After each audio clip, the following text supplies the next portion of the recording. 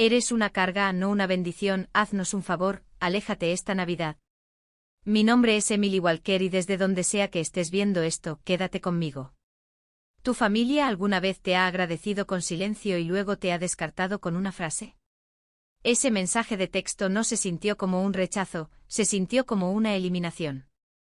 Estaba de pie en la pequeña cocina de mi apartamento de una habitación, doblando la ropa después de un turno de 12 horas en el hospital. Mis dedos aún estaban en carne viva por quitarme los guantes de látex cuando el mensaje iluminó mi pantalla. Era de mi padre, el mismo hombre que una vez pensé que me acompañaría al altar, el hombre que solía llamarme su pequeña brújula porque siempre sabía a dónde iba, incluso cuando el mundo no lo sabía. Y ahora solo era una carga. Miré las palabras, parpadeé, esperé una continuación, algún tipo de remate. Nada, solo esas 12 palabras, sin con amor, papá, sin puntuación, sin disculpas. Afuera, la nieve caía a raudales. Acababa de terminar de empacar mi maleta, el vuelo estaba reservado, una sorpresa navideña. Después de 5 años trabajando durante las vacaciones, finalmente volvía a casa, y no solo por el pavó o los villancicos. Quería ver la casa de nuevo, la casa que salvé, pero ya llegaré a eso. Me senté lentamente en el borde de mi cama. La habitación a mi alrededor estaba en silencio, pero el silencio se sentía más pesado que cualquier sirena que hubiera escuchado en el patio. No lloré, no de inmediato. No lloras cuando te han dado un puñetazo en el estómago, te sientas aturdida preguntándote qué hiciste mal. Luego abrí mi correo electrónico, cancelé el vuelo. Fui a la sala de estar, desenchufé las luces de Navidad, tomé los regalos envueltos y los coloqué suavemente en el armario, como si fueran recuerdos frágiles que no quería volver a ver. Y luego respondí con una sola palabra, entendido. Eso es todo lo que escribí. No los maldije, no supliqué por un espacio en la mesa, no pregunté por qué, porque ya sabía la respuesta. En el momento en que dejé de ser útil, dejé de ser bienvenida. Verán, hace 5 años descubrí que estaban perdiendo la casa de mi infancia, la de los escalones crujientes y la pintura desconchada, y el ático donde solíamos acampar durante las tormentas de verano, estaba a punto de ser embargada. Así que pagué la hipoteca en silencio, no una vez, no 2 veces, sino todos los meses durante 5 años seguidos, mientras publicaban cenas familiares en Facebook sin mí. Y este año, cuando las cosas finalmente estaban bien, cuando ya no había avisos de vencimiento, ni más llamadas de pánico, pensé que tal vez era mi turno, tal vez ahora podría volver a casa, no como la enfermera con la tarjeta de crédito, sino como la hija. En cambio, recibí ese mensaje: eres una carga, no una bendición, aléjate. No respondí después de eso, no publiqué nada al respecto, no llamé a mi hermano ni lloré con un amigo. Simplemente me quedé quieta, y en esa quietud, algo dentro de mí cambió. Porque cuando te has estado rompiendo la espalda para mantener a la gente caliente y te dicen que te quedes afuera en el frío, dejas de tocar la puerta, dejas que el silencio hable. Y 5 días después no envié una tarjeta, no alcé la voz, pero lo que hice a continuación sorprendió a todos. La gente piensa que la traición siempre viene con gritos, portazos o peleas feas, pero a veces se cuela por la puerta trasera con una sonrisa, usando el perfume de tu madre. Verán, esta no era la primera vez que me hacían a un lado, era solo la primera vez que no se molestaban en disimularlo. 5 años, ese es el tiempo que me mantuve alejada en Navidad, no porque quisiera, sino porque cada año había una nueva razón por la que no debía ir. El primer año fue: Emily, las carreteras están mal, haremos una gran Pascua en su lugar. El segundo año: tal vez puedas trabajar un turno de vacaciones, obtener ese bono navideño. El tercer año ni siquiera preguntaron si iba a ir, vi sus fotos de Navidad en Facebook, pijamas a juego, chocolate caliente, mi hermano Noah con un suéter que le envié con la etiqueta todavía puesta. El cuarto año envié regalos y recibí un mensaje de texto de agradecimiento de mi mamá: siempre sabes cómo consentirnos, te quiero. Creí que eso significaba que importaba. Y el quinto año, ese fue el año en que dejé de ser invitada, pero seguí enviando dinero, seguí pagando la hipoteca, seguí respondiendo a cada: ¿puedes ayudarnos con solo una cosa más? Esa casa, la que decoraban con luces y coronas, debería haber sido embargada. No sabían que había visto la carta del banco escondida detrás de un cajón, no sabían que puse la hipoteca a mi nombre bajo una cláusula de asunción solo para evitar que la perdieran, no sabían que trabajaba turnos dobles. Bebía café rancio y me saltaba comidas solo para poder enviar a casa $1,142 cada mes. Seguían diciendo que me lo devolverían, nunca lo hicieron, ni una sola vez, pero yo no llevaba la cuenta. Me decía a mí misma que esto era familia, y por la familia te presentas incluso cuando estás cansada, incluso cuando se olvidan de darte las gracias, incluso cuando se olvidan de ti.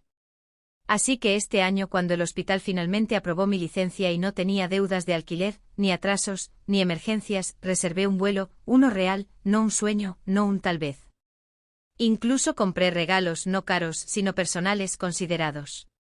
Encontré una vieja fotografía de mi papá sosteniéndome frente a la chimenea a los 3 años y la enmarqué en roble. La envolví en papel dorado, le até una cinta roja y escribí de tu bendición para papá. La ironía duele ahora. Recuerdo caminar de un lado a otro esa noche pensando, ¿se sorprenderán, estarán felices, tal vez incluso un poco orgullosos? Pero no fueron nada de eso, fueron crueles. Ese mensaje no fue un momento de ira, fue quienes realmente eran, sin filtro. Eres una carga, no una bendición, haznos un favor, aléjate esta Navidad. No les pedí que me lo explicaran, porque a veces, cuando alguien te muestra quién es, lo peor que puedes hacer es pedirle que lo repita.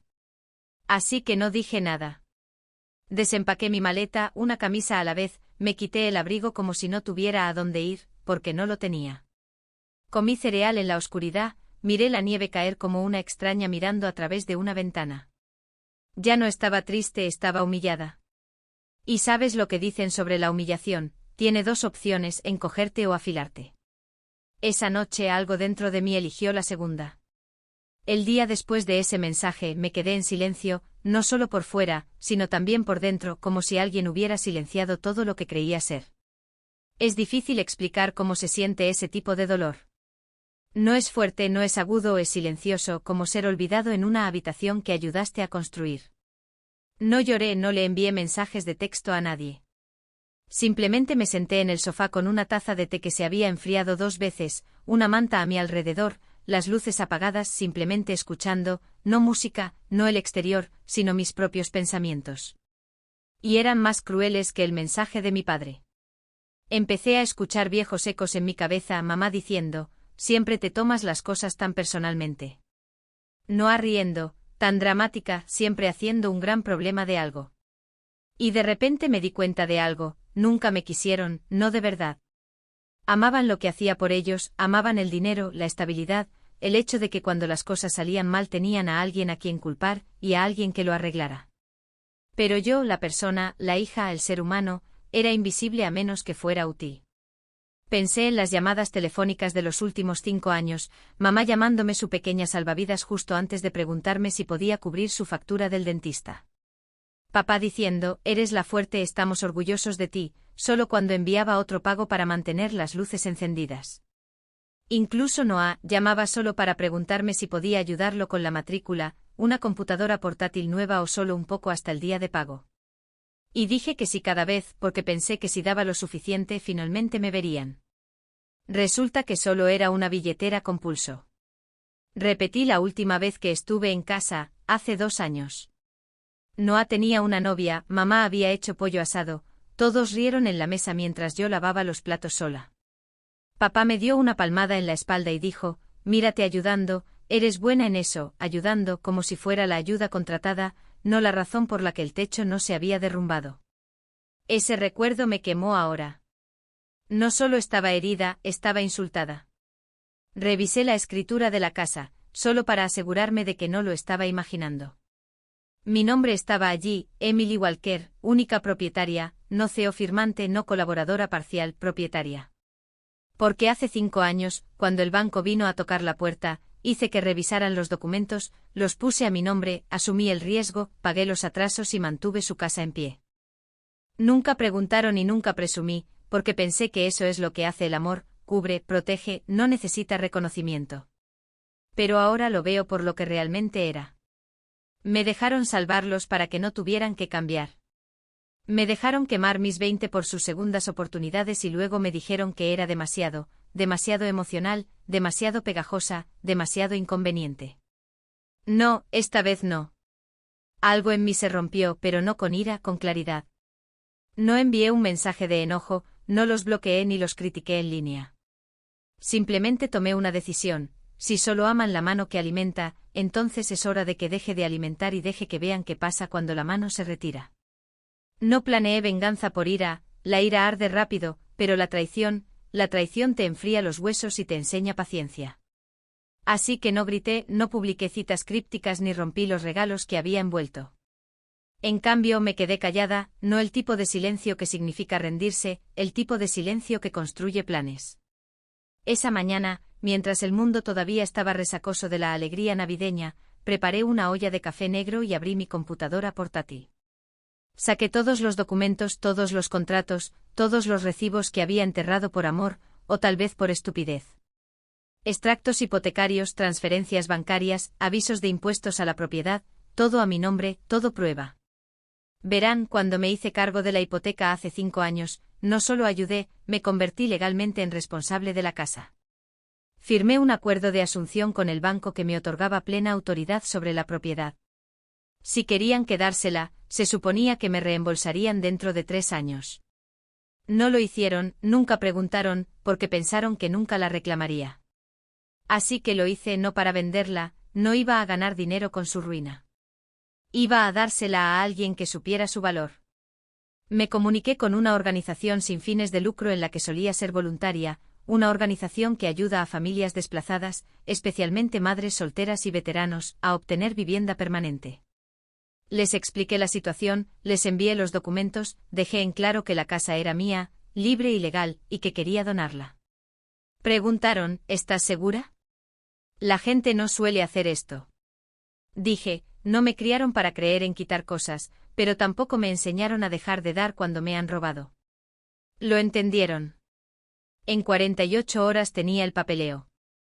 Para el tercer día habíamos encontrado una receptora, una madre soltera de 2 niñas que había estado durmiendo en su auto desde octubre. También era enfermera. Lloró por teléfono cuando le dije: ¿me estás dando una casa? No, dije, se la estoy devolviendo a alguien que entiende el sacrificio. No le conté la historia de fondo, no necesitaba saber sobre mis padres, no necesitaba saber que todavía estaban dentro de la casa por ahora. La entrega final se realizaría en 2 días, Nochevieja.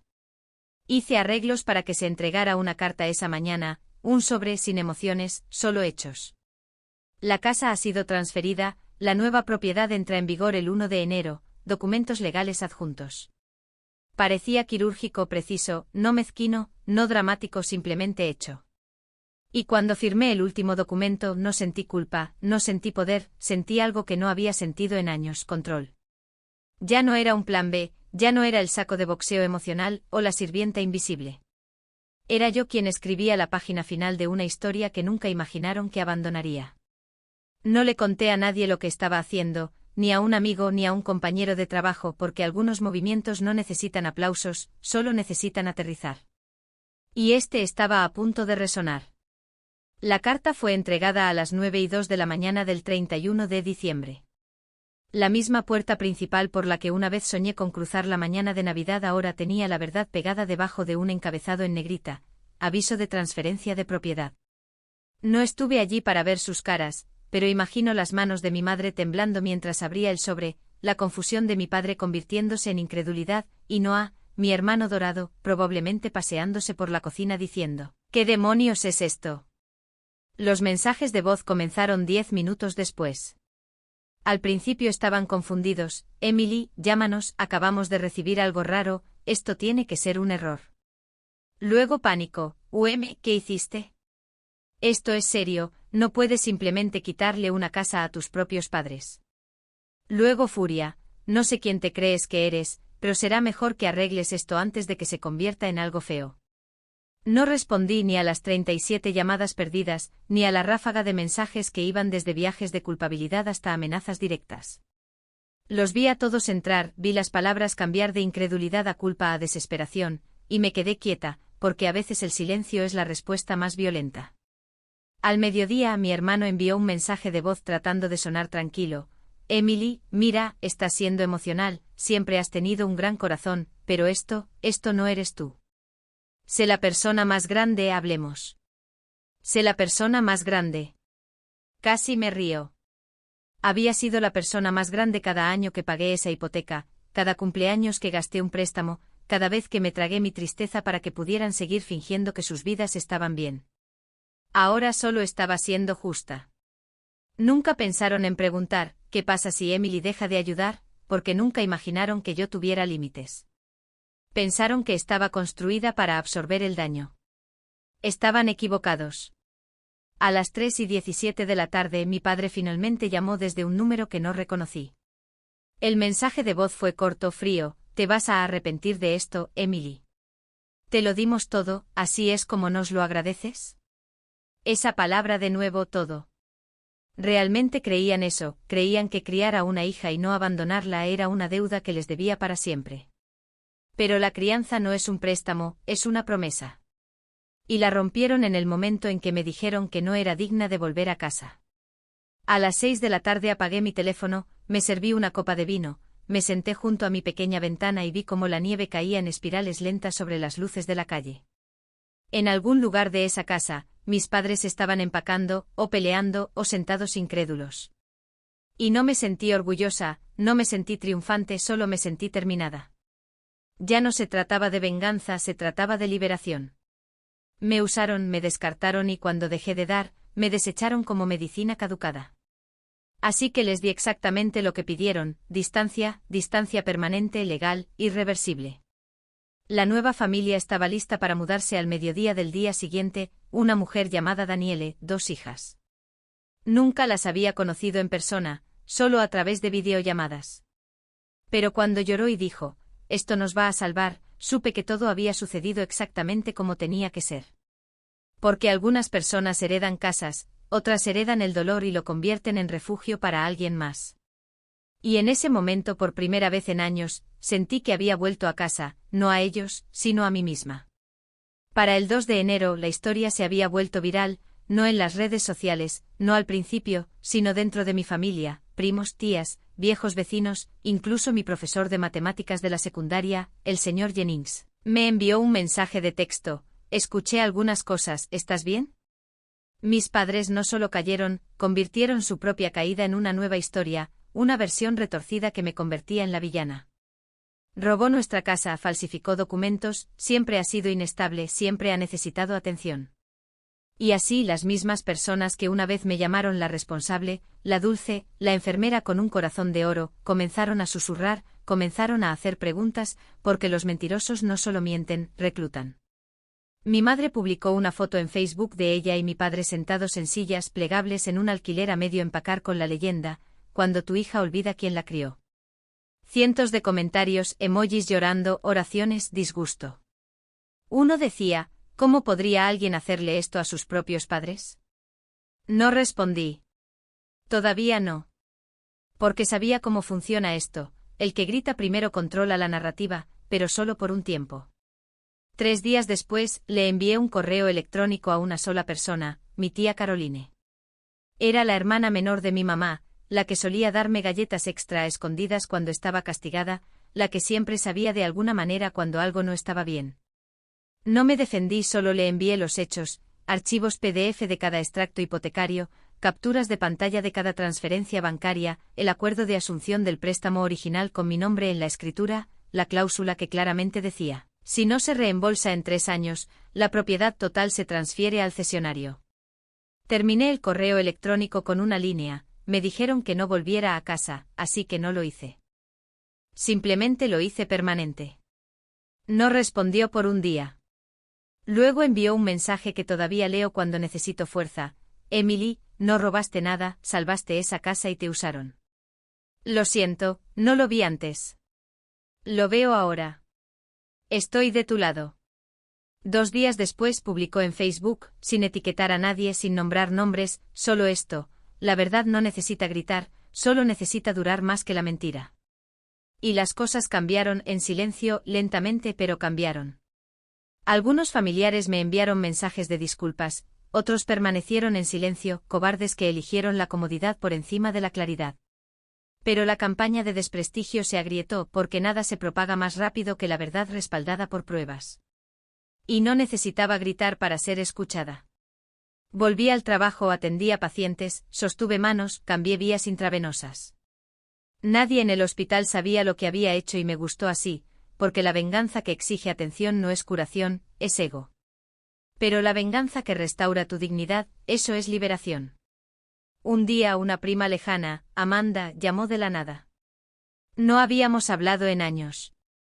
Dijo, no sé qué es verdad, pero sí sé una cosa, la gente no se vuelve fría sin ninguna razón. Algo debe haberte roto primero. Sonreí y dije, no, no me rompieron, solo me mostraron la puerta. Así que la atravesé y la cerré detrás de mí. Se quedó callada, luego susurró, bien por ti. Ese fue el momento en que supe que había reescrito la historia sin siquiera alzar la voz.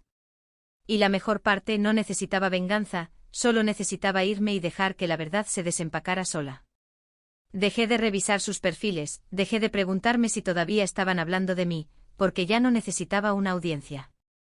Había pasado gran parte de mi vida tratando de ser la buena hija, la reparadora, la perdonadora, la triunfadora silenciosa, que olvidé quién era cuando nadie necesitaba ser salvado.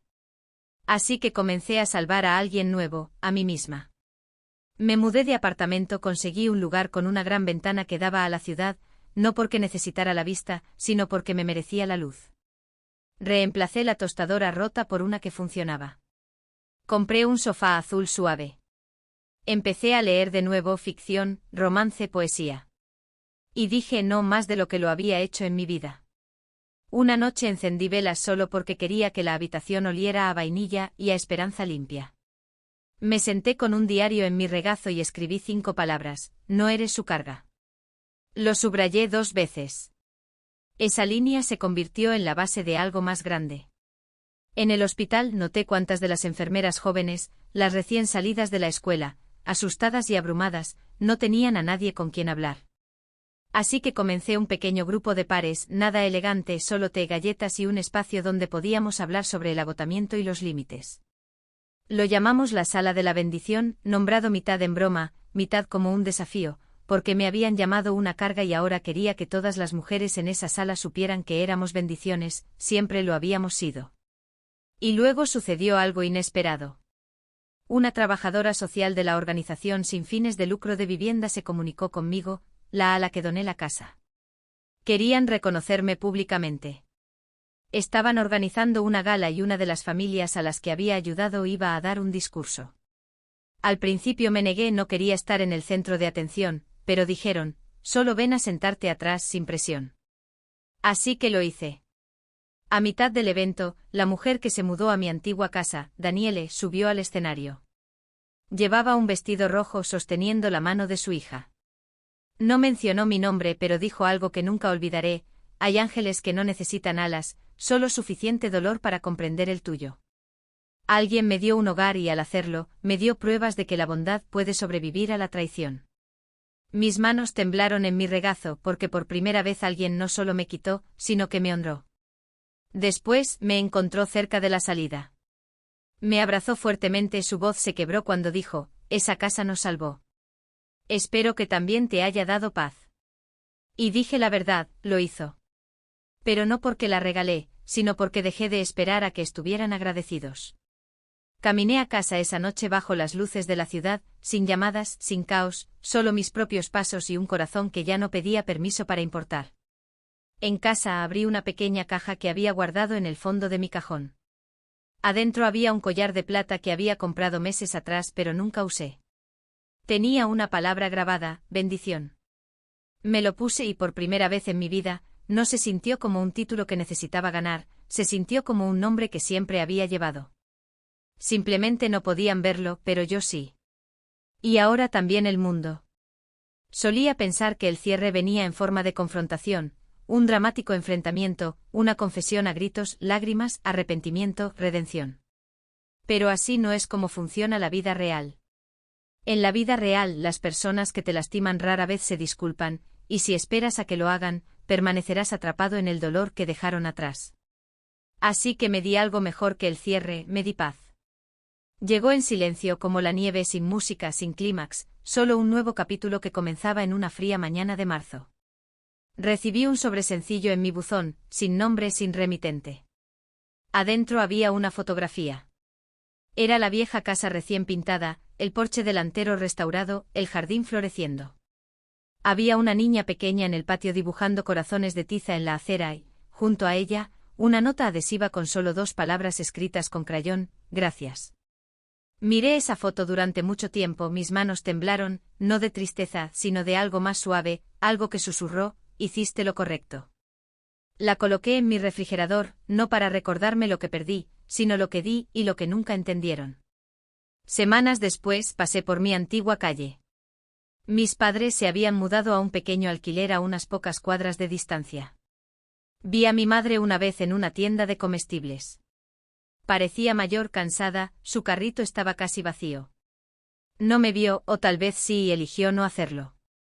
De cualquier manera, no dije nada, porque ¿qué quedaba por decir?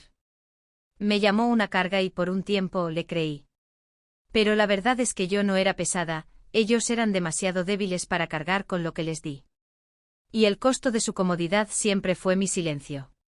Así que dejé de estar en silencio, no con gritos, sino con acciones. Y ahora no espero sus mensajes, no actualizo sus páginas, no escucho historias sobre cómo les va mejor o si todavía están heridos, porque ya no soy parte de esa historia. Ahora vivo en una diferente. Uso mi collar de bendición todos los días, enciendo una vela cuando llego a casa, bebo café de una taza que dice hecha a sí misma, y me río a carcajadas, libre y frecuentemente. Todavía trabajo de noche en el hospital, pero ahora asesoro a nuevas enfermeras a través de la sala de la bendición. Hablamos sobre límites, agotamiento, valor y a veces, les cuento una versión de la historia, una historia sobre una niña que pagó por todo y le dijeron que no era nada, y cómo respondió con una sola palabra: entendido. No porque estuviera de acuerdo, sino porque había terminado de explicar su valor a personas que no tenían ninguno. Esa palabra se convirtió en un punto de inflexión, una despedida, una promesa de nunca más rogar por amor en un lugar construido sobre condiciones. Y si estás viendo esto ahora, tal vez a ti también te han llamado una carga, tal vez tu amabilidad se confundió con moneda, tal vez tu ausencia fue la única forma en que notaron tu presencia. Si es así, déjame decirte esto: no eres su arrepentimiento, no eres su chivo expiatorio, no eres su cajero automático emocional. Eres una bendición, no porque ellos lo digan, sino porque finalmente lo crees. Nunca recibí mi disculpa, nunca recibí mi Navidad, pero obtuve algo mejor, a mí misma. Y, ¿sabes qué? Eso es más que suficiente.